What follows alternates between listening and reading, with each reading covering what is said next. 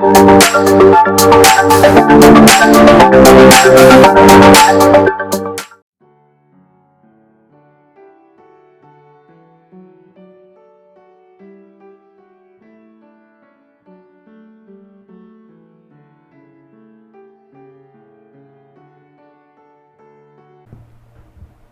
करतो, प्रभूला धन्यवाद देतो आजच्या दिवसाबद्दल.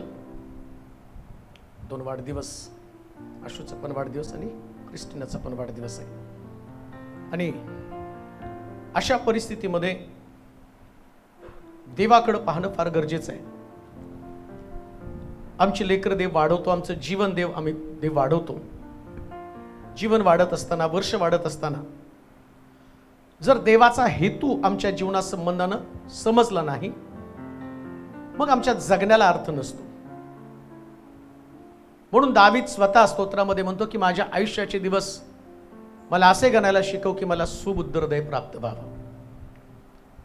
दिवस गणले जातात, वर्ष गणली जातात आणि पाहता पाहता आमचं आयुष्य आमच्या हातून सुटत जातं. परंतु मिळालेला क्षण, मिळालेला दिवस प्रभूने आमच्यासाठी का दिला, आमच्या लेकरांसाठी का दिला. जसाच क्रिस्टिनचा वाढदिवस आहे, तर मला माहित नाही की बसणारे तिचं नाव क्रिस्टिन का ठेवलं, पण हा लॅटिन शब्द आहे. क्रिस्टिन हा लॅटिन शब्द आहे आणि या शब्दाचा अर्थ आहे flower of Christ, anointed one, अभिषेकानं भरलेलं, ख्रिस्ताचं लेकरू. आणि म्हणून जर देवाचं लेकरू आहे किंवा देवाचं फूल आहे, तर शास्त्रात असं लिहिलं, त्या रानातल्या फुलाकडे पहा, ते पेरीत नाही, ते कातीत नाही, पण देव त्याला शलमोनापेक्षा भारी वस्त्र देतो. आणि मला असं वाटतं तिच्या बाबतीमध्ये तसंच घडलं नाही का. देवानं सगळं तिला उत्तम दिलेलं आहे, चांगल्यातल्या चांगल्या गोष्टी दिलेल्या आहेत. आणि जेव्हा परमेश्वर आमच्या लेकरांकडे पाहतो, त्या शास्त्रामध्ये असं लिहिलं की बालके आणि तानुले यांच्या मुखातनं मी माझी स्तुती वदवेल, असंही लिहून ठेवलेलं आहे. स्वर्गाचं राज्य यांच्यासारखं बनल्याशिवाय कोणाला प्राप्त होणार नाही. म्हणजे देवाचं लक्ष विशेष लेकरांकडे असतं. म्हणून मोशे जन्माला आला, त्याच्या जन्माच्या वेळेस असं लिहिलं, येशूच्या जन्माच्या वेळेस पण असं लिहिलं की येशूला मारण्याचा प्रयत्न केला, मोशेला सुद्धा मारण्याचा प्रयत्न केला. का तर मोशेच्या जन्मासंबंधानं, येशूच्या जन्मासंबंधानं देवाची योजना आहे. याचा अर्थ प्रत्येक लेकराच्या बाबतीमध्ये देवाची योजना आहे. परंतु देवाची योजना असताना जसं देवाला वाटतं लेकरं वाढवावी, त्याच्यासाठी चांगली योजना करावी, त्यांना पुढे न्यावं, तसं सैतान उद्ध्वस्त करणार आहे. आणि आता जशी निरंजन गोडके ब्रदरनं प्रार्थना केली की आमची लेकरं सुरक्षित नाही, निश्चित सुरक्षित नाही आहे. फार कठीण आहे लेकरांना वाढवणं, त्यांच्यामध्ये देवाचं भय टिकवून ठेवणं. आज जर तुम्ही बघितलं तर 8-9 वर्षाची लेकरं ही साधी राहिलेली नाहीत. 8 वर्षाच्या मुलाला सुद्धा त्याच्या डोक्यामध्ये विध्वंस येतो आणि प्रभूनं तिला 8व्या वर्षामध्ये पदार्पण केलं, 8 वर्ष तिला सांभाळलं. परंतु हे सांभाळत असताना मला माहिती की तिची जी परिस्थिती जर विचार केला तर या परिस्थितीमध्ये कुठलं भविष्य नसताना जगणं फार कठीण असतं, कोणतंच भविष्य नाही.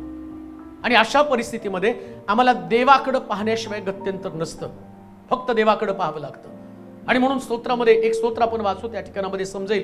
स्तोत्रसंहिता त्याचा 22वा अध्याय आणि त्याची 29 पासून काही वचनं. स्तोत्रसंहिता 22वा अध्याय आणि त्याची 29 पासून तर 35 पर्यंतची वचनं आपण वाचणार आहोत. स्तोत्र 22, 29 पासून 35 पर्यंतची वचनं. पृथ्वीवरील सर्व थोर लोक, दुसरे शमूएल 22वा अध्याय आणि 29 पासून 35 पर्यंतची वचनं. दुसरे शमूएल 22वा अध्याय 29 पासून 34 पर्यंत. हे परमेश्वरा, तू माझा दीप आहेस, तू माझा दीप आहेस. परमेश्वर माझ्या अंधकाराचा, परमेश्वर माझ्या अंधकाराचा प्रकाश करतो. तुझ्या सहाय्यानं मी फौजेवर चाल करून धावतो. माझ्या देवाच्या सहाय्याने मी तट उडून लावतो. देवाविषयी म्हणाल तर त्याचा मार्ग अव्यंग आहे. परमेश्वराची वचन कसास लागलेले आहे. त्याचा आश्रय करणाऱ्या सर्वांची तो ढाल आहे. परमेश्वरा करता देव कोण आहे. आमच्या देवा परता दुर्ग कोण आहे. देव माझा अढळ दुर्ग आहे. सात्विक जनास तो आपल्या मार्गाने नेतो. तो माझे पाय हरणीच्या पायासारखे करतो आणि मला माझ्या उच्च स्थानांवर स्थापितो. तो माझ्या हातास युद्धकला शिकवतो. म्हणून माझे भुज पितळी धनुष्य वाकवितात. तिच्यासाठी कोणतं वचन आहे. त्या वचनासंबंधानं असं म्हटलंय, हे परमेश्वरा तू माझा दीप आहेस, माझ्या अंधकाराचा प्रकाश तू आहेस. किती सुंदर वचन आहे. मला 100% हे वचन तिच्यासाठी लागू करण का माहिती का, तिच्या जन्माला आलेल्या दिवसापासून तर आजच्या दिवसापर्यंत जर तुम्ही विचार केला तर एखाद्या चित्रपटाच्या स्टोरी सारखी तिची स्टोरी आहे. हे शक्य नाही, पॉसिबल नाही बरं का. जो विचार आम्ही करतो, एक लेकरू जन्माला आल्यानंतर त्याच्या जीवनामध्ये जो असणारा अंधकार कसं वाढणार, कसं मोठं होणार, कोण वाढवणार त्याला. आत्ताची परिस्थिती जगामध्ये जर तुम्ही बघितलं, मी परवा पेपरला एक बातमी वाचली की लेकरू रडतंय आणि 1.5 वर्षाचं लेकरू सारखं रडतंय म्हणून त्या आईनं त्याला 3ऱ्या मजल्यावरून खाली टाकलं आणि मग त्याचा जीव गेला नाही, परत वर नेलं, परत खाली टाकलं, परत जीव गेला नाही, परत वर नेलं, परत खाली टाकलं आणि शेवटी रक्तबंबाळ होऊन तडफडून ते लेकरू मेलं. किती अंधकार आहे. कोण वाचवणार आहे. कशा पद्धतीने मनुष्य स्वार्थानं बरबटलेला असताना या लेकरांना वाचवणारं कोण आहे. मानवी विचार जे आहेत ते विचार मनुष्याला कधीच विध्वंसाकडे घेऊन जात असताना आज ख्रिस्टीनला देवानं 8 वर्ष सांभाळलं, तिला त्या अवस्थेमध्ये आणि ठेवलं नाही. याचं कारण असं लिहिलंय, परमेश्वर त्याच्या वचनाचा कस दाखवत असतो आणि देवाच्या वचनामध्ये सांगितलं, आई आपल्या ताहण्यास विसरेल पण मी तुम्हाला विसरलो नाही. देवानं खरंच तिला सांभाळलं, देवानं खरंच तिचं रक्षण केलं, तिचं भविष्य आणि ज्या पद्धतीने अंधकारामध्ये होतं. परंतु लक्षात ठेवा, ज्या तिला नावच अशा पद्धतीने ठेवलं गेलं, मला असं वाटतं तिचं नाव हे तिच्यासाठी प्रोटेक्शन आहे. ख्रिस्टिना म्हणजे फ्लॉवर ऑफ क्राइस्ट. देवानं या लेकराचं संरक्षण केलं, देवानं या फुलाचं रक्षण केलं आणि परमेश्वर रक्षण करत असताना नुसतं रक्षण करत नाही. शास्त्रामध्ये सांगितलं, हे परमेश्वरा तू माझा दीप आहेस, माझ्या अंधकाराचा प्रकाश आहे. आमच्या सगळ्यांच्या अंधकाराचा प्रकाश आहे. जीवनामध्ये एक टप्पा असा असतो, समोरचं काही दिसत नसतं, अंधकार असतो, जायला वाट सापडत नाही, मार्गदर्शन करणारं कोणी नसतं, भविष्यामध्ये काय घडेल याची शाश्वती नसते, जगण्याविषयीची आस्था संपलेली असते. अशा परिस्थितीमध्ये लक्षात ठेवा, देवाचा हात असल्याशिवाय मनुष्य कधीच पुढे जाऊ शकत नाही. जगण्यासाठी पैशाची गरज नसते, जगण्यासाठी चांगल्या घराची गरज नसती, जगण्यासाठी फक्त देवाच्या वचनाची गरज असते. जेव्हा देवाचं वचन तुमच्याकडे असतं, देवाच्या वचनाची ताकदच अशी आहे की तो आमच्या अंतःकरणातली निराशा घालवून टाकतो. एक गोष्ट लक्षात ठेवा, जगातले सगळे दोर जरी तुटले ना, पण वरचा दोर जर मजबूत असेल तर या कठीण जगामध्ये परमेश्वर एखाद्या पहाडासारखा तुमच्या बरोबर आणि तुमच्या बुरुजासारखा तुमच्या भोवती राहतो. आणि म्हणून ख्रिस्तीन संबंधाने मी म्हणेल की परमेश्वर म्हटलेला बुरुज यानं आजपर्यंत तुझं संरक्षण केलेलं आहे. परमेश्वर मजबूत गडासारखा तुझ्या बरोबर राहिलेला आहे आणि तोच परमेश्वर, लक्षात ठेवा, काही नसलं तरी चालेल पण उजडल्यावर देव आमच्या संगती असणं फार गरजेचं. देवाशिवाय आमचं जीवनच नाहीये. जर देव नाही तर आम्ही नाकपुड्यातला श्वास सुद्धा घेऊ शकत नाही. त्याची कृपा, त्याचा अनुग्रह लागतो नाकपुड्यात आतमध्ये आलेला श्वास बाहेर पडण्यासाठी. लक्षात ठेवा, अन्न, वस्त्र, निवारा हे सर्वसाधारण लोकांच्या जगण्याचं माध्यम आहे, पण विश्वासणाऱ्या लोकांचं जगण्याचं माध्यम देव आणि देवाचं वचन आहे. त्याच्याशिवाय जगू शकत नाही ते.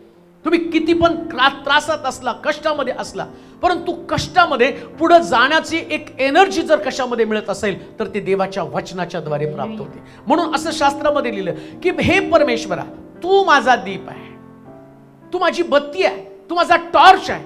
कशासाठी? जेव्हा मार्ग दिसणार नाही ना त्यावेळेस मी तुझ्याकडे पाहिल. आणि एक गोष्ट लक्षात ठेवा, जेव्हा देवाकडे पाहतो त्यास देव एवढा सुंदर मार्ग तयार करतो की त्या मार्गाने जाताना आम्हाला कळतं, अरे हा मार्ग तर मला ठाऊकच नव्हता आणि हा मार्ग सुरक्षित मार्ग आहे. आमेन. दुसरा मार्ग सुरक्षित जगामध्ये नाही कुठला. किती फिरा जगामध्ये, किती चाचपडत राहा. मी या दिवसात अनेक ठिकाणात फिरलो आणि फिरल्यानंतर एक गोष्ट मला कळाली, पैसा असू द्या, विद्वत्ता असू द्या, ज्ञान असू द्या, सगळ्या गोष्टी भरपूर असू द्या, परंतु मनुष्याला पैशापेक्षा सुद्धा देवाच्या वचनाची गरज आहे. देवाच्या वचनाची गरज आहे. जर देवाचं वचन त्यांच्याकडे असेल तर त्यांना त्या ठिकाणामध्ये नेत्र मिळाल्यासारखं होतं. भराभुसोळच्या मीटिंग संपल्यानंतर मग काही सिस्टर्स आल्या आणि त्या म्हटल्या, मीटिंग संपली पण आमच्या डोळ्यात आता अश्रू आहेत. आम्हाला असं वाटलं की 4 दिवस मी गेल्यावर त्या ठिकाणामध्ये आणि मला वातावरण सगळं एकदम संकुचित असं वाटलं. आणि मग तिथं गेल्यावर मला विचारलं किती वेळ बोलणार. म्हटलं किती वेळ बोलू. ते म्हटले 8ला संपवा, लोकांना लांब जायचंय. म्हटलं ठीक आहे. परंतु जशी सभा चालली मग पहिल्या दिवशी, दुसऱ्या दिवशी मग 2.5 2 तास. आणि ज्यावेळेस ते वचन लोक शिकले त्यावेळेस ते असं म्हटले की खरं देवाच्या वचनाची ताकद, एक एनर्जी, एक आशा, एक प्रभूचा प्रकाश आम्हाला प्राप्त झाला. कान देऊ नाही का? देवाच्या वचनाचा प्रकाश जो आहे ना, हा प्रकाश ज्याला मिळतो ना तो जगातला सगळ्यात धनवान व्यक्ती आहे. हालेलुया. सगळ्यात धनवान व्यक्ती फक्त तोच आहे ज्याच्याकडे देवाच्या वचनाचा प्रकाश आहे. म्हणून इथं असं म्हटलं, हे परमेश्वरा तू माझा दीप आहे. परमेश्वर माझ्या अंधकाराचा प्रकाश. आमच्याकडे अंधकार असणार, अंधकार नसणार असा एकही व्यक्ती या पृथ्वी तलावर नसणार आहे. सगळ्याकडे अंधकार असणार आहे. मी जरी असलो तरी माझ्याकडे पण अंधकार आहे. काय दिवस उजडल्यावर माझं जीवन चांगलं असतं का? नसतं चांगलं. माझ्यासमोर पण भविष्यात मोठमोठे प्रश्न असतात. कसं होणार जीवनामध्ये, पुढं कसं होणार आहे. अनेक लोकांची परिस्थिती बघतो आणि बघितलेल्या परिस्थितीमध्ये त्यांची होत असलेली वाताहत, देवाच्या संत लोकांची सुद्धा परिस्थिती पाहिलेली आहे. लक्षात ठेवा, जरी मी इथं मोठमोठं प्रीचिंग करत असलं पण जेव्हा शांत बसून मी डोक्यामध्ये विचार करतो ना त्यास कळतं की पुढचं जीवन हे कठीण असतं.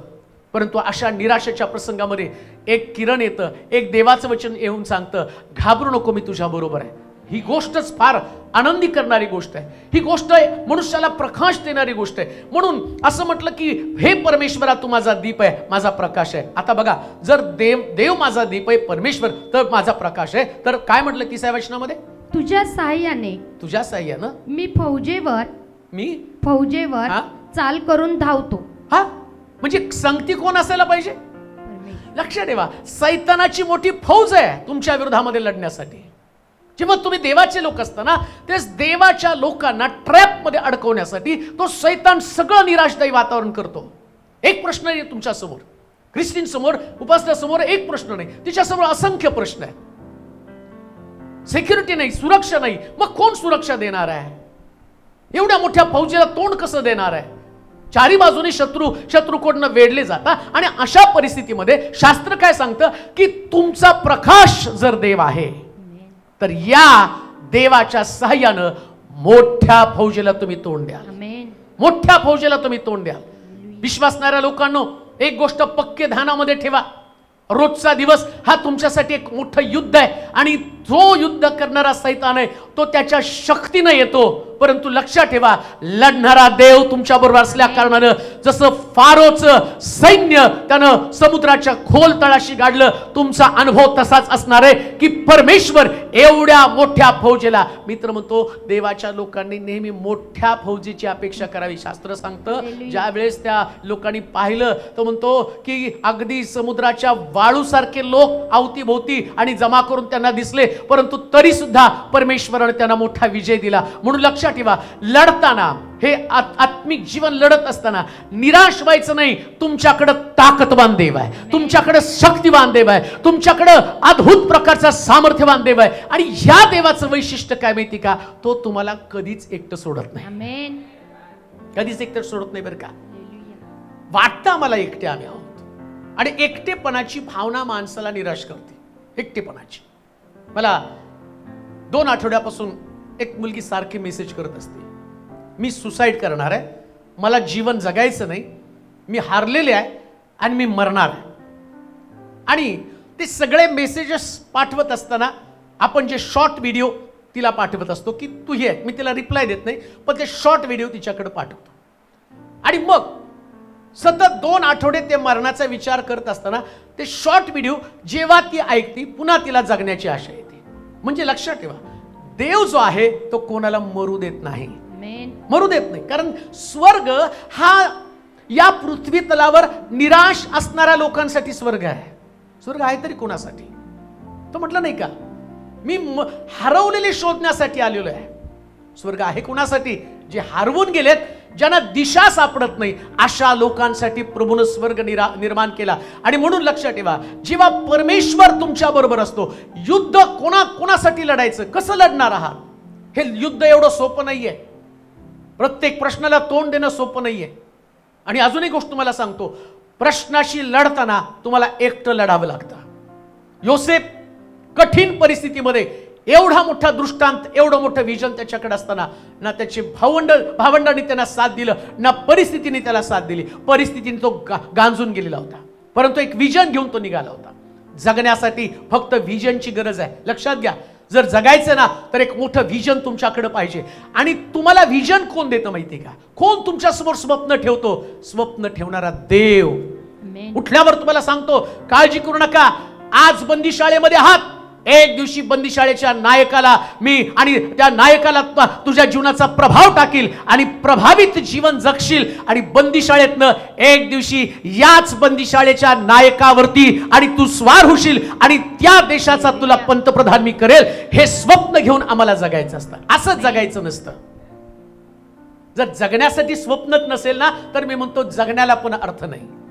अजून एक गोष्ट मी तुम्हाला सांगतो, जगण्यासाठी फौजच नसेल तर जगण्याला पण मजाच नाही, नाही का? युद्धच नाही. सैनिकाला आता एखादा पैलवान तो नुसताच कुस्ती खातो पितो आणि कसरत करतो, त्याला युद्धच करायचं नाही. मग फायदा काय त्याच्या कसरतीचा? आता आम्ही एवढे वर्ष देवाचं वचन खातो आणि एवढी कसरत करतो आणि आमच्या समोर शत्रूच नसतील, सैन्यच नसेल. अहो, सैन्य आल्यावर, शत्रू आल्यावर तुम्हाला कळणार आहे तुम्ही किती मजबूत बनलेला आहात. तुमच्या मजबूतीला ओळखण्याचं माध्यमच काय? मोठे प्रश्न तुमच्याकडे आहे. आणि म्हणून कितीही मोठे प्रश्न आले, आता हा संदेश रेकॉर्ड होणार आहे. जशी ती वाढेल आणि जेव्हा ती वाढेल, मला असं वाटतं आजच्या दिवशी हा संदेश तिने ऐकायचा. आत्ता तिला माहित नाही, आता ती कसरत करत आहे, पण तिच्या जीवनात एक टप्पा असा येईल, 100% प्रत्येकाच्या जीवनात हा एक टप्पा येतोच. कोणी पृथ्वी तलावर या टप्प्यातनं गेल्याशिवाय राहिले नाही. येशू सुद्धा निराश झाला, येशू सुद्धा हताश झाला, त्याचे शिष्य त्याला सोडून गेले, त्यास येशू निराश झाला. आणि येशू त्या ठिकाणामध्ये देवाला सुद्धा त्या ठिकाणी आव्हान करत आहे, प्रभू हा प्याला मुझपासून टळू दे. येशूच्या जीवनामध्ये सुद्धा हा टप्पा आला, त्यानं सुद्धा देवाकडे हाक मारली. म्हणून एक गोष्ट ध्यानात ठेवा, हा टप्पा तुमच्या जीवनाला मजबूत करण्यासाठी येतो. जर ख्रिस्ताला सगळे सोडून गेले नसते तर प्रभू येशू ख्रिस्ताची मदत करण्यासाठी देव आला नसता. आणि म्हणून लक्षात ठेवा, देवदूत तुमच्या मदतीला येत असताना या टप्प्यातनं तुम्हाला जावं लागतं. पण हा टप्पा तुम्हाला निराश जरी करत असेल तरी हाच टप्पा तुम्हाला मजबूत करत असतो. त्याच मजबूतीनं विश्वासामध्ये उभं राहायचं, लढायचं. का? कारण लढायला मदत करणारं लोक नसतात, पण सर्वसमर्थ देव तुमच्या मदतीला असतो. आणि तो इतका मजबूतीने मदत करत असतो की तो मदत करताना शास्त्र सांगतं, येशू ख्रिस्त त्या क्रूसावरती लढत असताना, तुम्ही म्हणता की नाही तो देवाचा पुत्र होता म्हणून त्याच्याकडे ती शक्ती होती. नाही, क्रूसावरती असताना प्रभू येशू ख्रिस्त तुमच्या आणि माझ्यासारखा सामान्य मनुष्य होता. ऐका, देवाचा पुत्र नव्हता तो, मरियेच्या उदरातनं आलेला एक सामान्य अशा प्रकारचा मरियेचा मुलगा तो होता क्रूसावरती असताना. मग तरी सुद्धा एवढं दुःख, एवढं यातना. लक्षात ठेवा, हे मी का तुम्हाला सांगतो, सैन्य चारी बाजूनी तुम्हाला घेरतं असं लिहिले त्या ठिकाणामध्ये. काय लिहिले हो? तुझ्या सहाय्याने मी फौजेवर चाल करून धावतो. काय म्हटलं? फौज.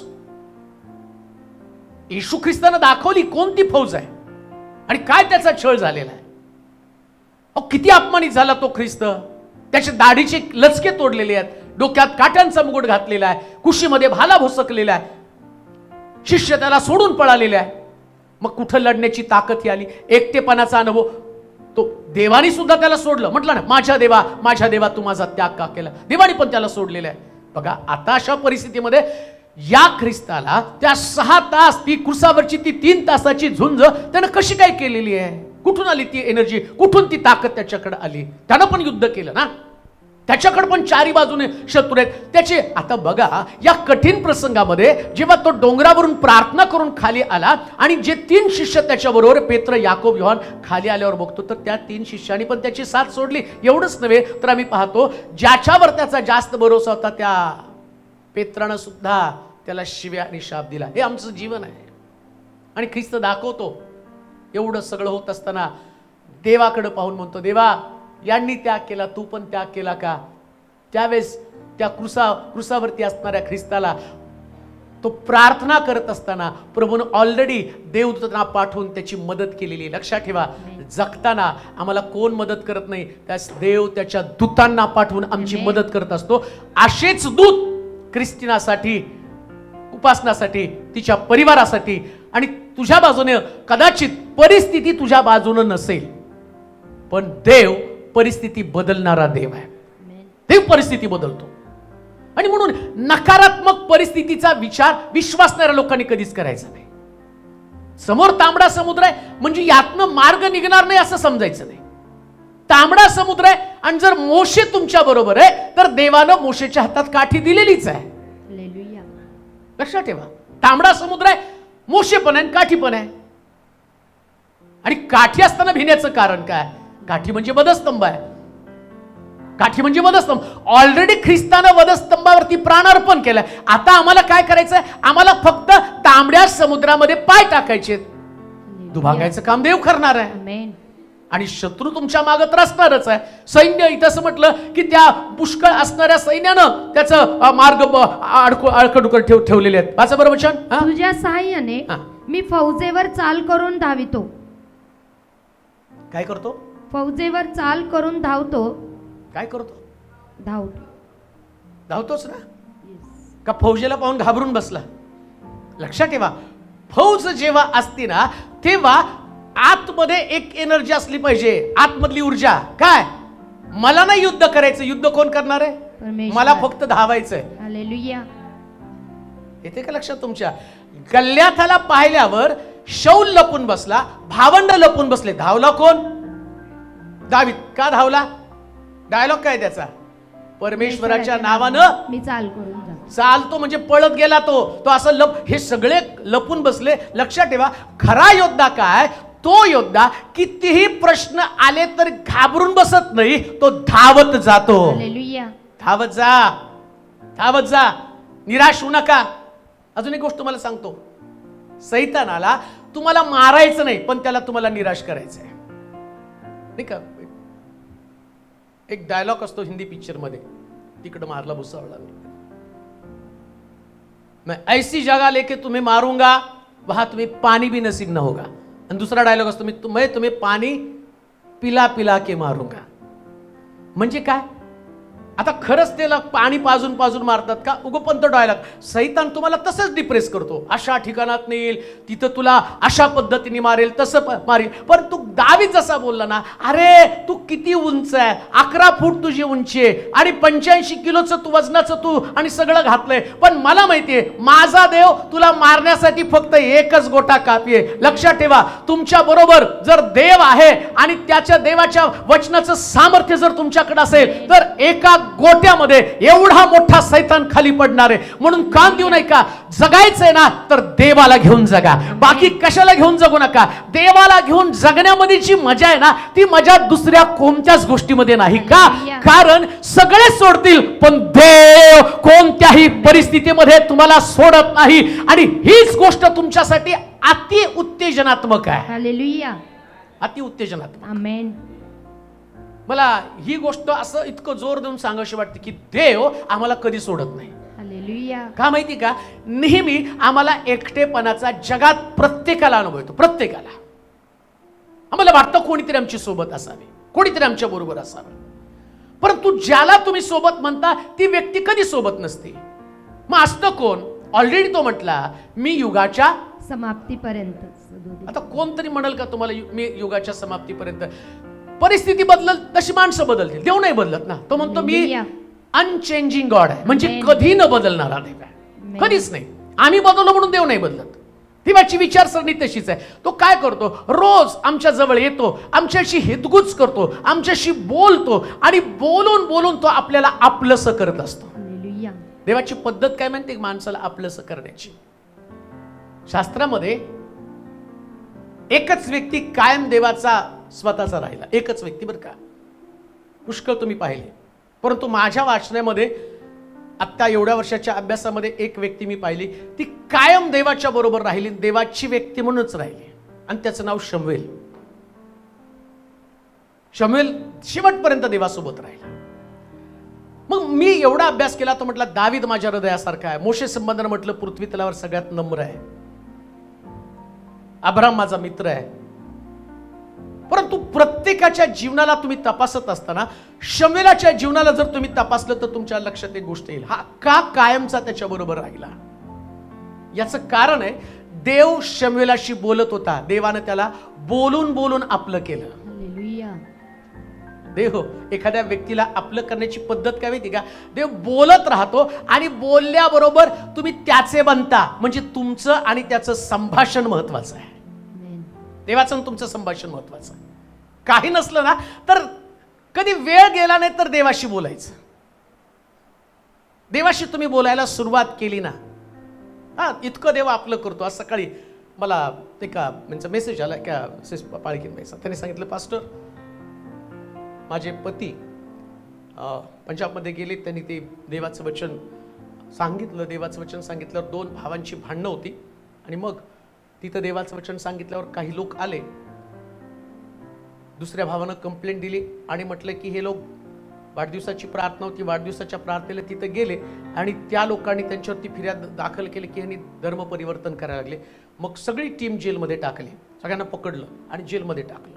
मग त्या दिवशी त्या सिस्टरचा फोन, मला वाटतं मी असंच कुठून तरी मीटिंगवरून येत होतो आणि त्यांनी कॉल केला आणि म्हटलं की पास्टर प्रार्थना करा, देवाने त्यांना त्यातून बाहेर काढावं. भावांच्या भांडणामध्ये त्यांनी जातीय रंग दिला आणि त्यांना जेलमध्ये टाकलं. आणि मग आज सकाळी पुन्हा ते मला कॉल करत होते, पण माझा कॉल बिझी, कधी बंद असतो आणि ते कॉल काही झाला नाही. मग त्यांनी मला मेसेज टाकला की आज तारीख आहे, जेलमध्ये अशा 50 लोकांमध्ये टाकलं की तिथं सगळ्यांनी 10 खून केलेत आणि त्या जेलमध्ये त्यांना टाकलेलं आहे. आणि अशा परिस्थितीमध्ये आता फक्त एक प्रार्थनेची आशा आहे की देव त्यांना सोडवेल, तुम्ही प्रार्थना करा. आणि त्यांनी मला ते टाकलं आणि टाकल्यावर मी तिथं लिहिलं ओके.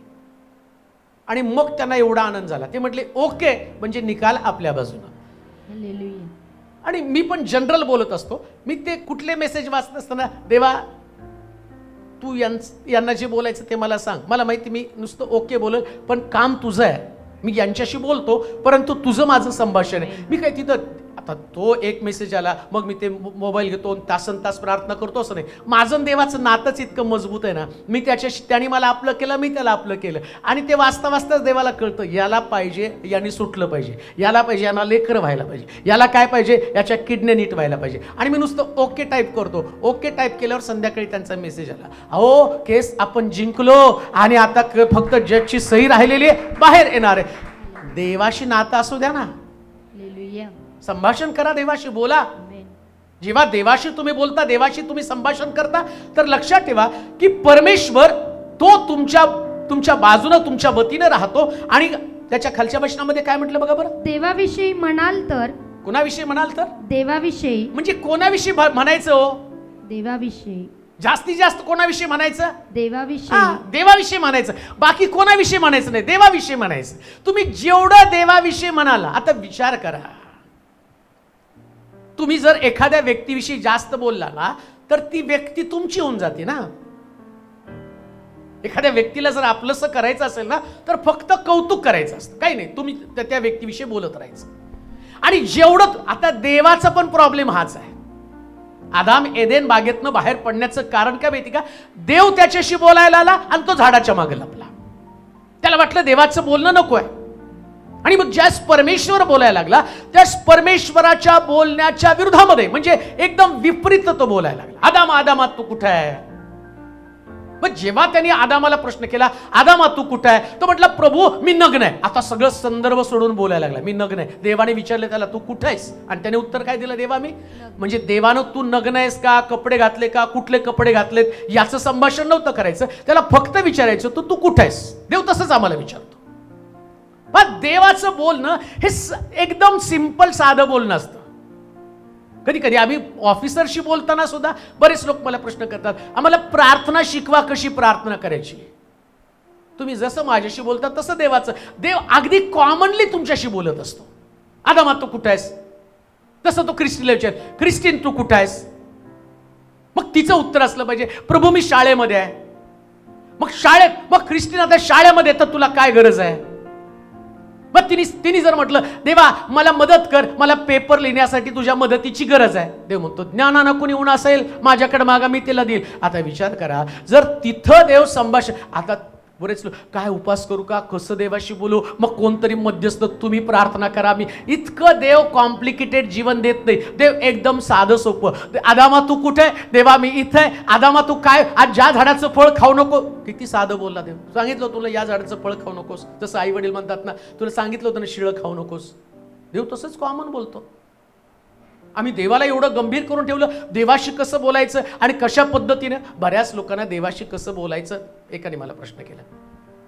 सकाळी उठून आंघोळ विंगोळ करून कुठल्या साबणाने आंघोळ करायची, मग प्रार्थना करायची. खाली काय टाकायचं बसायला, हात वर करायचे का, गुडघे टेकायचे का? अहो एदेन बागेमध्ये देव आला, उभा राहिला. देव अहो तुम्ही चालता बोलता उठता बसता देवाशी बोलू शकतो का? कारण देव फक्त तुमचे शब्द ऐकतो. शब्द ऐकतो ना तो. आता मी इथं एवढं बोलतोय ना, ते बोलताना देवाला पण आनंद होतो, अरे हा माझ्याविषयी बोलतो. बरेच लोक म्हणतात, नाही पाळक साहेब तुम्ही प्रार्थना केल्यावर आम्ही त्याच्याविषयी बोलतो का नाही देव माझा ऐकणार? दुसऱ्याविषयी मी बोलतच नाही ना, देवाविषयी मी बोलतो. जर देवाविषयी बोललो तर देव माझा ऐकणार ना. मुळात प्रॉब्लेम काय, आम्ही जितकं देवाच्या प्रेमात पडू, जास्तीत जास्त देवाविषयी बोलायचं, जास्त जेवढं बोलता येईल तेवढं. कोण देवाविषयी बोललं, अगदी चवथळून मी देवाविषयी बोलत असतो. मला सकाळी दुपारी कोणतरी एक जण आला होता, एक प्रश्न त्याने केला, तुम्ही तर 12 महिने 17 काळ मीटिंगला जाता, कधी पण बघितलं तर तुम्ही मीटिंगला, इकडं बघितलं मीटिंगला, तिकडं अभ्यास कधी करता? आणि तुमचा एकही संदेश असा नसतो, सगळं वेगवेगळे रिपीट नसतो. कसं काय असतं? अहो राहिलेल्या वेळात देवाशी बोलतो, देव माझ्याशी बोलतो, देवाच्या मनातलं मला सांगतो, माझ्या मनातलं मी देवाला सांगतो. एखादा संदेश, आता हा संदेश बसल्यावर देवा काय देऊ क्रिस्टिनाला? तो म्हटला सांग तिचं नाव, क्रिस्टिना म्हणजे ती, आणि मग ख्रिस्ताचं फूल आहे. अरे क्रिस्टिना म्हणजे अभिषेक आहे. अरे हे अभिषेकाचं फूल कसं अभिषेक येणार आहे? तिने माझ्याशी बोलावं, मी तिच्याशी बोलावं. बोलता बोलता अभिषेकाची ट्रान्सफर होतं. तो अभिषेक तिच्यामध्ये येईल आणि ती या जगामध्ये सुरक्षित राहील. याच्यासारखं सुंदर जीवन कोणतं? मी देवाशी बोलतो आणि देवाशी बोलत असताना पाय बोलणं इतकं भारी असतं ना. एखाद्या व्यक्तीशी बोलल्यावर ना, जर सारखं बोललं ना, तर कोणतरी जाऊन तो सांगतो, कोण जर त्याला दम द्यायला, ए त्याला हात नाही लावायचं बरं का, ते माझं लेकरू आहे. आता ख्रिस्टिननं जर सारखं तिला आवडतं पण देवाविषयी, तिला काय नुसतं चालू झालं की चालू होतं तिचं डान्स, आहे की नाही? देवाविषयीचं बोल, तिला देवावर तर प्रेम आहे. मी आल्यापासून एवढ्या वर्षामध्ये, तिला आता 3-4 वर्ष झाले चर्चमध्ये ती आहे, परंतु ती आल्यापासून एकदा सुद्धा उठून बाहेर गेली नाही. आणि तिचं लक्ष एकटक काय बोलतो त्याच्याकडे लागलेलं असतं. म्हणजे आता बघा, तिला देव तिथं स्वर्गामध्ये बसून देव करतो काय, या पृथ्वी तलावरच्या प्रत्येक लेकरांचं ऑब्झर्वेशन करतो. आणि जेव्हा आशीर्वाद देण्याचा समय येतो, तर तेव्हा देव या सगळ्या गोष्टींची गोळा बेरीज करतो आणि मग म्हणतो, त्याच्या खाली लिहिले, मला ते वाचल्याशिवाय नाही कळणार, मला 23-33 वचन वाचा बरं. देव माझा अढळ दुर्ग आहे, सात्विक जनास तो आपल्या मार्गाने नेतो. तो माझे पाय हरणीच्या पायासारखे बघा. आता जेव्हा देवाचं लक्ष या लेकरांकडे असतं, त्यास तो देव काय म्हणतो माहिती का, आता मी तुला कासवाचे नाही हरणाचे पाय देईल. कसले पाय? हरणाचे पाय. आणि हरणाच्या पायाचं वैशिष्ट्य काय माहिती का, हे हरणाचे पाय कितीही मोठं श्वापद असलं ना, झटक्यासरशी त्याच्याकडनं गायब होतं आणि त्या श्वापदाच्या हाती कधी लागत नाही.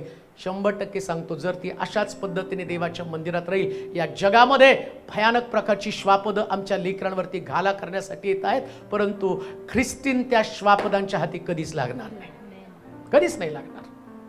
ती देवाच्या घरामध्ये, देवाच्या घरातल्या लेकरांचं वैशिष्ट्य. म्हणून तर आम्ही पाहतो मोशेच्या जन्माच्या वेळेस त्या आईला वाटलं की मोशे सुरक्षित राहायला पाहिजे. कसा सुरक्षित राहणार आहे?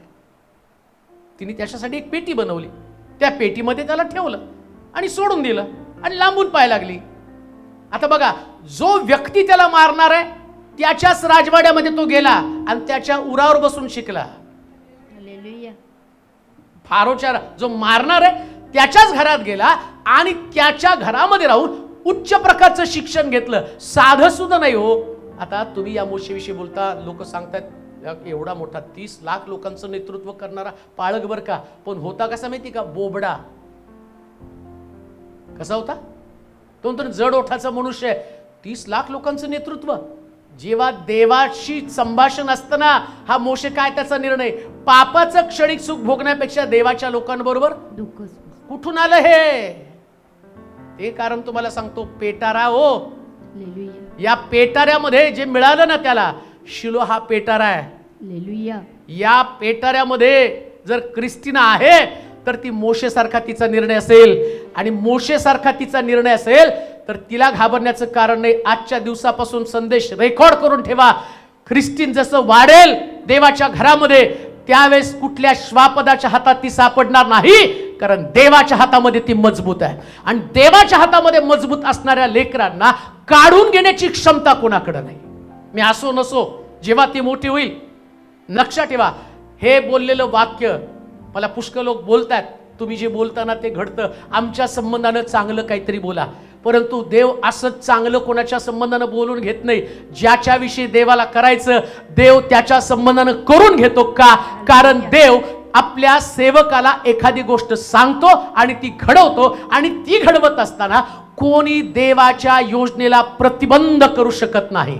कोणीच देवाच्या योजनेला प्रतिबंध करू शकत नाही. म्हणून लक्षात ठेवा, हे जे आहे पेटारा, शिलो हा एक पेटारा आहे, फार सुंदर पेटारा आहे. या पेटाऱ्यामध्ये आमची लेकरं अतिशय सुरक्षित आहेत. या पेटाऱ्यामध्ये खूप सुरक्षित आहेत. चढउतार येतील, आयुष्यामध्ये तुम्हाला काहीतरी वेगळ्या गोष्टीचा अनुभव येईल, पण तरी सुद्धा हा पेटारा आमच्या लेकरांना मजबूत करत असतो.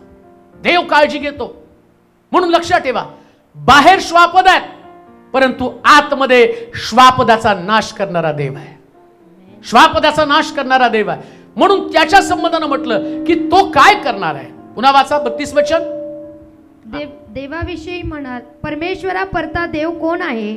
देवाविषयी म्हणाल तर त्याचा मार्ग अव्यंग आहे.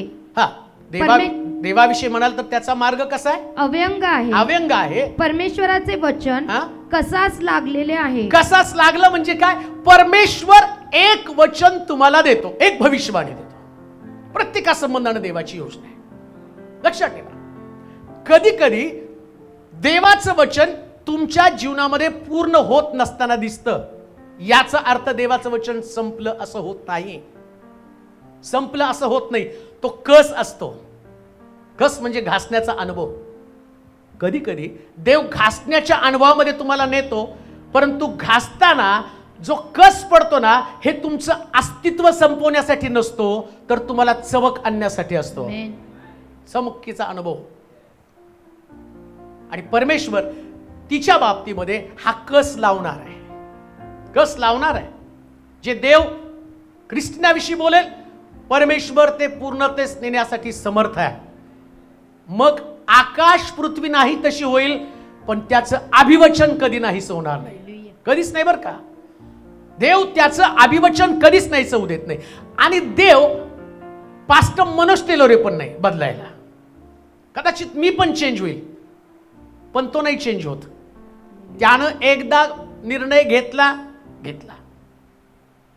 पेत्राला तो म्हटला, म्हातारा होशील, बर का, तू म्हातारा होशील त्यास तुला आणि वाटणार नाही की आता सेवा करावी, तर तुला लोक हाताला धरून नेतील. आता त्याच पेत्रानं येशूला 3दा नाकारलं, शिव्या दिल्या. मग काय देव बदलला? अरे यानं मला नाकारलं, ह्याच्याकडनं कशी काय सेवा करून घ्यायची? नाही, तो देव आहे. कसाच लावतो. माझं वचन एकदा बोललो मी पूर्ण करणार. देव त्याचं वचन बोलल्यावर पूर्ण करतो. म्हणून लक्षात ठेवा, देवाचं वचन पूर्ण करण्यासाठी काही झालं तरी देवाच्या भोवतीच फिरायचं. हालेलुया.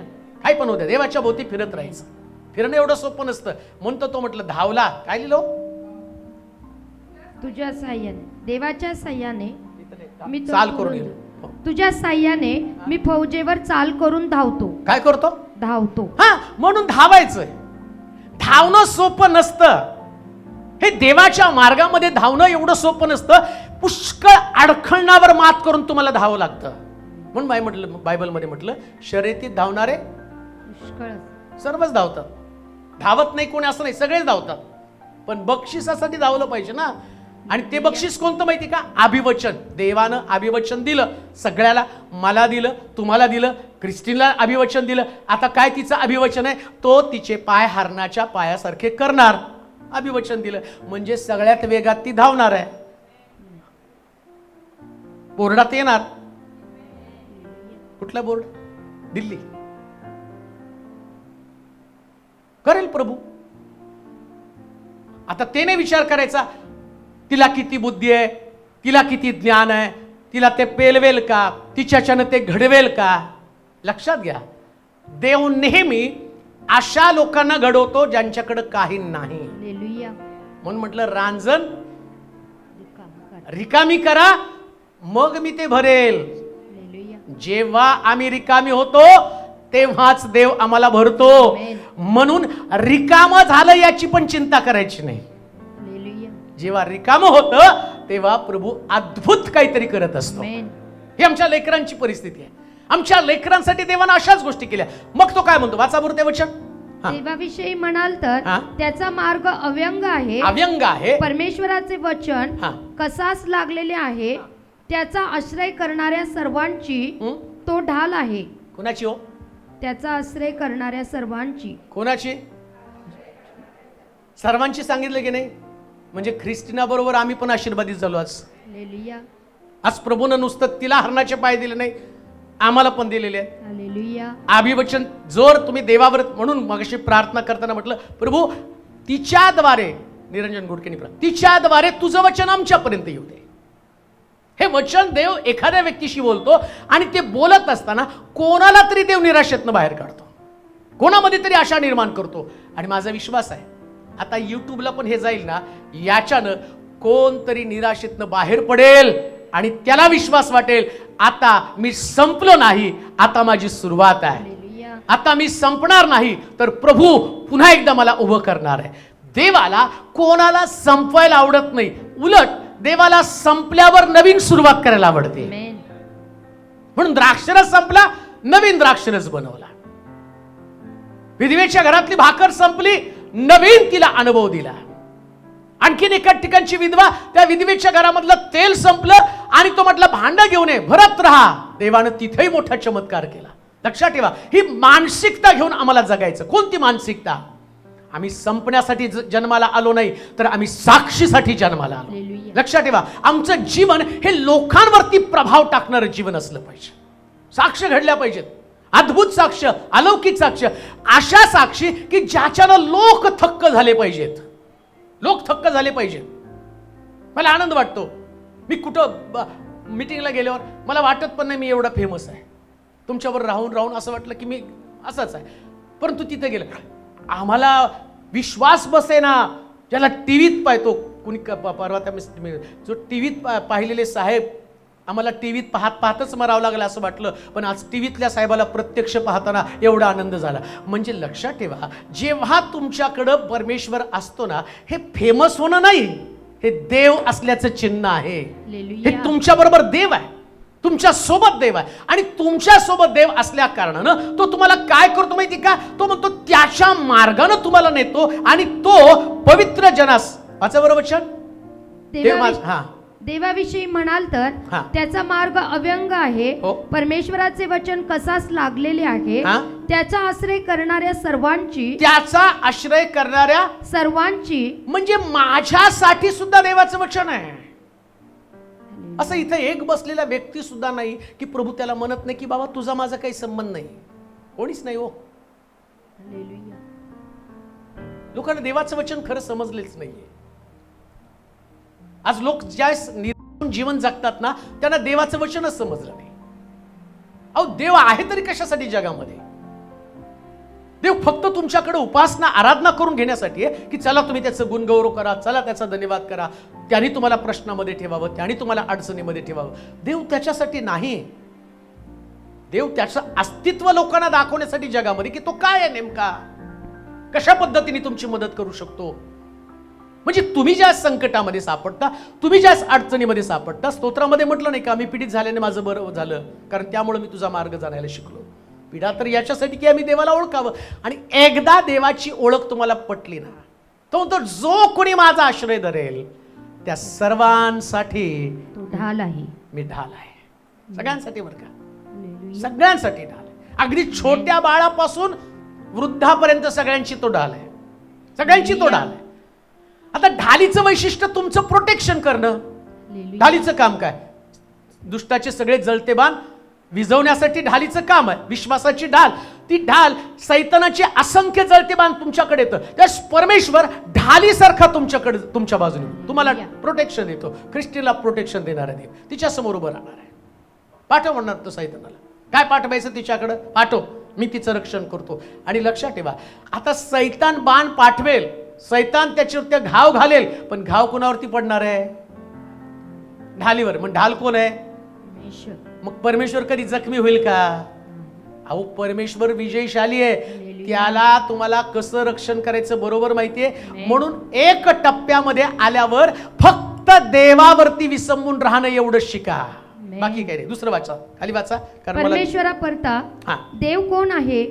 आमच्या देवापरता दुर्ग कोण आहे? कोण आहे? देव माझा अढळ दुर्ग आहे. अढळ दुर्ग आहे. सात्विक जनास, सात्विक जनास तो आपल्या मार्गाने नेतो. सात्विक जनास तो आपल्या मार्गाने नेतो. हा, तो माझे पाय. हा, जर तुम्ही धार्मिक आहात तर देव त्याच्या मार्गाने. आता बघा, देव ज्या मार्गाने नेतो ना, त्या मार्गाने नेत असताना काय बदल आमच्यामध्ये करतो. पहिली गोष्ट तर काय म्हटलं? माझे पाय, हरणीचे पाय असतात. हा, देव मार्गाने नेताना कसं सांगा मला, तुम्हाला समजत नाही, पण बघा,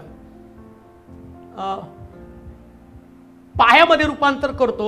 दुसऱ्या भाषेमध्ये जर तुम्ही त्या याच्यावरती गेला, हे कुठलं ते टेकडीवरती जातात लोक, खांद्यावर नेतात बघा, कुठेतरी पिकनिकला जातात, दर्शनाला जातात, त्यावेळेस या वृद्ध लोकांना चालता येत नाही, काही लोकांना टेकड्या चालता येत नाही, तर ते काय करतात माहिती का? तिथले जे लोक आहेत ते खास प्रकारचं काय पालखी बनवतात आणि त्याच्यावर. पण या लोकांना जर तुम्ही बघितलं ना, आपण चढू शकत नाही, आपण दमतो, पण हे लोक त्याच्यावर कमवतात. आणि ते त्यांचे पाय जर तुम्ही बघितले ना, टेकड्या चढून चढून चढून चढून ते एक पालखी, दोन पालखी आणि सारखी वर खाली करत राहतात. आता बायबल काय सांगतं माहिती का? म्हणजे ज्या व्यक्तीला चढता येत नाही, देव त्याला काय करतो? हरणाचे पाय देतो. म्हणजे असे मदतगार पाठवतो तुमच्यासाठी. पहिले तर तुमच्या पायाचं बदल करतो का? तुम्ही चढू शकत नाही तेव्हा देव त्याची पावलं तुम्हाला देत असतो. आणि लक्षात ठेवा, देवाच्या पावलामध्ये इतकी मजबूती आहे, इतकी मजबूती आहे, कठीण डोंगर सुद्धा तुम्ही सहजपणे चढू शकता. तुम्ही देवाच्या पायाची मजबूती, जेव्हा तुम्ही परमेश्वराला आपला आश्रय करता, पहिल्यांदा तो तुमच्या पायामध्ये बदल करतो, चालण्यासाठी तुम्हाला शक्ती देतो. दुसरी गोष्ट पहा बरं, तो माझे पाय हरणीच्या पायासारखे करीतो आणि मला माझ्या उच्च स्थानांवर स्थापितो. म्हणजे आता बघा, कशासाठी? सात्विक जनास, बरं का, सात्विक जनांचा मार्ग. धार्मिक मार्गाने चालल्यावर पहिले तर तुमचे पाय देव बदलतो. काय करतो देव? हरणाचे पाय देतो, म्हणजे वेग. दुसरी गोष्ट, मला माझ्या उच्च स्थानांवर स्थापितो. कुणाच्या उच्च स्थानावर? माझ्या. म्हणजे देवानं प्रत्येकाला उच्च स्थान ठेवलेलं आहे. हालेलुया. सात्विकपणाचा जो अनुभव आहे ना, धार्मिकपणाचा अनुभव, हा धार्मिकपणाचा अनुभव तुम्हाला तुमचं नेमकं स्थान काय ते आठवण करून देतं. हालेलुया. जर नीतीच्या मार्गाने चालला, धार्मिकतेच्या मार्गाने चालला. म्हणून लक्षात ठेवा, धार्मिक बनल्याशिवाय आम्हाला आमचा दर्जा पण कळत नाही, आम्ही कोणत्या दर्जाचे लोक आहोत. त्याच्यासाठी धार्मिक बनावं लागतं, नीतीच्या मार्गाने चाललं. आणि नीतीच्या मार्गाने चालणं म्हणजे काय? परमेश्वराची ओळख करून घेणं. नीतीच्या मार्गाने चालणं म्हणजे देवाच्या वचनाची ओळख करून घेणं आणि वचनावर आपलं जीवन जगत राहणं. सात्विक जीवन नेमकं काय? धार्मिक जीवन नेमकं काय? जेव्हा धार्मिक जीवन तुम्ही जगताना तेव्हा पहिल्यांदा देवाची ओळख करून घेता, आणि जसं म्हटलं की तो माझ्या अंधारामध्ये माझा प्रकाश आहे, माझ्या अंधारामध्ये तो माझा प्रकाश आहे. आता देवाची ओळख झाल्या कारणानं परमेश्वर त्याच्या प्रकाशात तुम्हाला चालवतो. म्हणजे तुम्ही डावी उजवीकडे वळत नाही. तुम्हाला वळवणाऱ्या पुष्कळ गोष्टी आहेत, तुम्हाला देवापासून नेणाऱ्या पुष्कळ गोष्टी आहेत, परंतु देवापासून जर तुम्ही अलिप्त झाला तर तुमचं स्थान तुम्ही गमावणार आहात. पण देवाच्या जवळ राहून सात्विकतेमध्ये तुम्ही चालला तर देवानं जे वरचं स्थान तुम्हाला ठेवलेलं आहे, देवानं प्रत्येकाला वरचं स्थान ठेवलेलं आहे. लक्षात ठेवा, देवाला कधीच वाटत नाही त्याची लेकरं खाली असावीत. एक दिवस लाल दिव्याची गाडी ही तुझं स्वप्न असलं पाहिजे, कारण देवाची अपेक्षा ती आहे की परमेश्वर वरच्या स्थानावरती नेत आहे. आणि माझी प्रार्थना आहे चर्चमध्ये पुष्कळ लेकरं जी आता मोठी होतील ती लाल दिव्याच्या गाडीमध्येच आली पाहिजे, त्यांनी यायलाच पाहिजे. का तर प्रभूचीच अपेक्षा ती आहे. हे ज्ञान बुद्धी सगळं देव तुम्हाला पुरवणार आहे. असं होत नाही की तुम्हाला मिळत नाही, सगळ्या गोष्टी तुम्हाला मिळतात. त्याच्यानंतर पुढे काय म्हटलंय वाचा, तो माझे पाय हरणीच्या पायासारखे करीतो. पहिले त्याने काय केलं, आमचे पाय बदलले. दुसरी गोष्ट, आणि मला माझ्या उच्च स्थानांवर, पाय बदलल्यामुळं वर गेलो. वर जाण्याचा मार्ग कोणता? पाय. पाय बदलले तर वर नाही जाणार. एकदा पाय बदलले की तुम्ही वर जाणार आहात, आणि मग देव तुमचे पाय बदलतो, तुम्हाला वर नेतो. आणि सगळ्यात शेवटी काय म्हटलं वाचा, माझ्या हातास युद्ध कला शिकवतो. आता पाय बदलले, आता काय बदलले हो? हात. पाय पण बदलतो आणि देव हात बदलतो. कशासाठी? आता बघा, जर एखादा व्यक्ती म्हटला सगळं देवच करतोय, आता मी काय निवांत झोपलो तरी चालतो.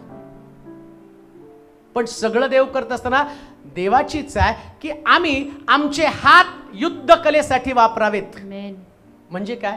सात्विकपणाच्या लोकांसाठीचं ते वचन आहे बरं का. बघा, पवित्र शास्त्राला तो उदाहरण तुम्हाला सांगतो.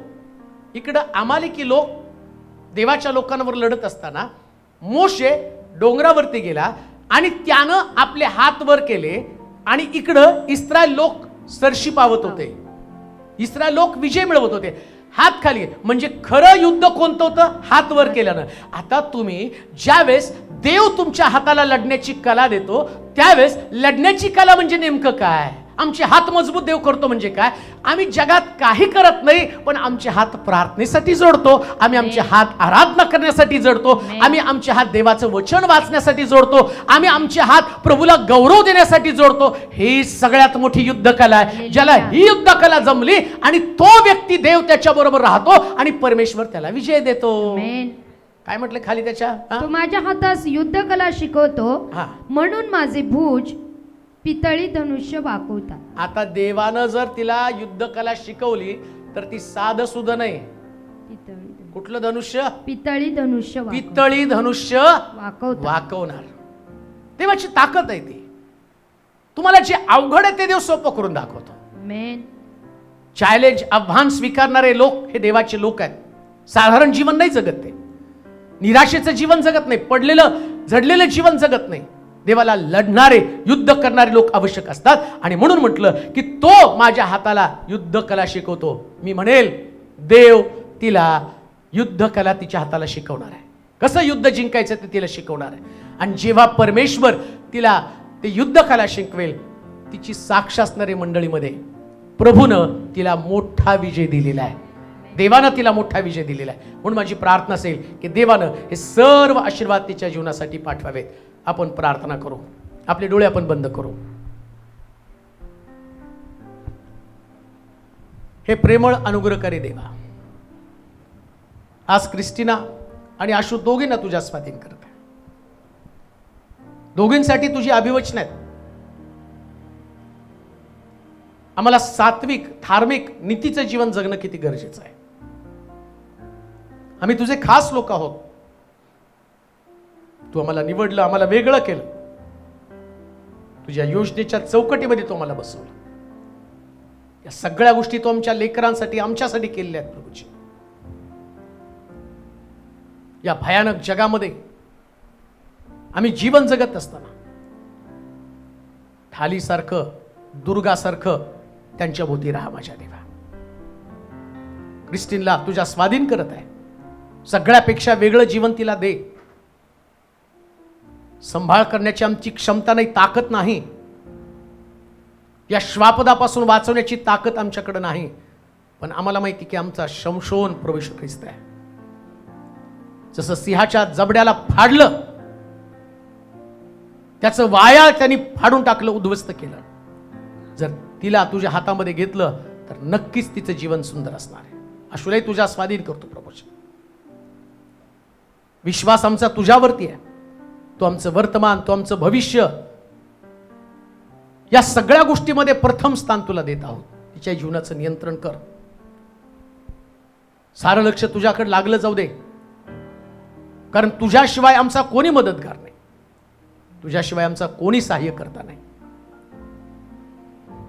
कधी निराश न होता सतत देवाकडे पाहावं, देवाविषयी बोलावं, देवाचे विचार डोक्यामध्ये असावेत, कारण तोच आमची आशा पूर्ती करणारा देव आहे. तो आमच्या पुढे चालणारा देव आहे. तिची मदत कर, मार्गदर्शन कर, ज्ञान बुद्धीनं दोघींना परिपूर्ण कर. चांगलं आरोग्य त्यांच्यामध्ये राहू दे. मंडळीची लेकरं यांना त्यांना तुझ्या स्वाधीन करतो प्रभूची. तुझ्या उत्तम योजना सिद्धी जाऊ दे. प्रभूची संगती, प्रभूचा सहवास आणि देवाचा अनुग्रह सतत त्यांच्यावरती राहू दे.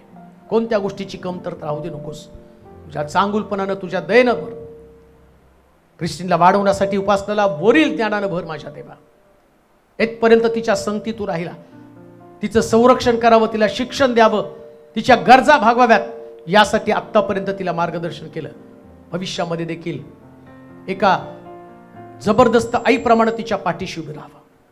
तिला वाढवण्यासाठी तुझी कृपा पूर्ण दे. धन्यवाद देतो. मंडळी या नात्याने आम्ही सर्वजण तुझ्या हातामध्ये पडत आहोत. आमचे हात त्यांच्यासाठी लांब करून म्हणतो, देवा तू त्यांना आशीर्वादित कर, त्यांना आशीर्वादित कर. त्यांच्यामध्ये तुझं आरोग्य टिकून राहू दे. त्या चांगल्या योजना त्यांच्या बाबतीत सिद्धी जाऊ दे. तुला गौरव, तुला महिमा, तुला स्तुती दे. येशूच्या नावात ही प्रार्थना विनवणी केली म्हणून तो ऐक. आमेन. आता देवबापाची प्रीती, प्रभू येशू ख्रिस्ताची कृपा, पवित्र आत्म्याची सहभागिता तुम्हा सर्वांबरोबर, विशेष करून ख्रिस्तीना, त्याचप्रमाणे आशू आणि त्यांच्या संपूर्ण परिवाराबरोबर आता आणि सदा सरकत राहू. आमेन.